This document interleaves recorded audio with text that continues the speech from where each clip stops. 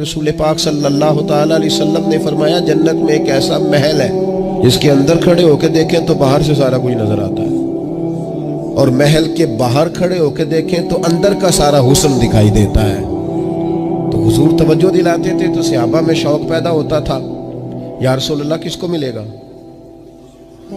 ویسے ہی دنیا میں بھی بندہ کو اچھا گھر دیکھتا ہے تو کہتا ہے یار کتنا اچھا نقشہ ہے، کس خوبصورتی سے بنایا، اور جب حضور ذکر کریں اور جنت کے محل کا ذکر کریں شوق صحابہ کا توانا ہوتا تھا۔ عرض کی یا رسول اللہ صلی اللہ علیہ وسلم کس کو ملے گا؟ تو نبی پاک نے 4 باتیں بیان کی۔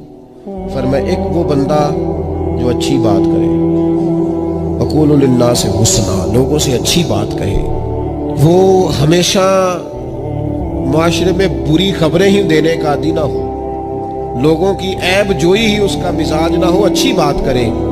اور دوسرا رسول پاک نے فرمایا کھانا کھلائے، اہل ایمان کی دعوتیں کرے، اور تیسرا فرمایا کثرت سے روزہ رکھے، اور چوتھا فرمایا جب لوگ نیند کے مزے لے رہے ہو نا تو یہ اٹھ کر اپنے رب کی عبادت کرے۔ ساون کی کالی راتوں میں جب بوندا باندی ہوتی ہے وہ راتوں کو اٹھ اٹھ روتے ہیں جب خلقت ساری سوتی ہے۔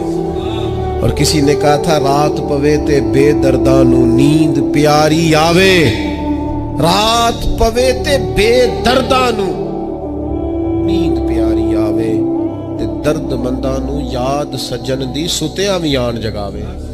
فرمایا جب لوگ خواب خدگوش میں ہوں، نیند کے مزے لے رہے ہوں، تو رب کے بندے اٹھ کے اپنے رب کو یاد کرتے۔ والذین یبیتون لربہم سجدا وقیاما، یہ 4 چیزیں جن لوگوں میں پائی جائیں حضور فرماتے ہیں انہیں وہ عالی شان محل ملے گا جس کی تعریفیں گویا خود رسول کریم نے بیان فرمائی۔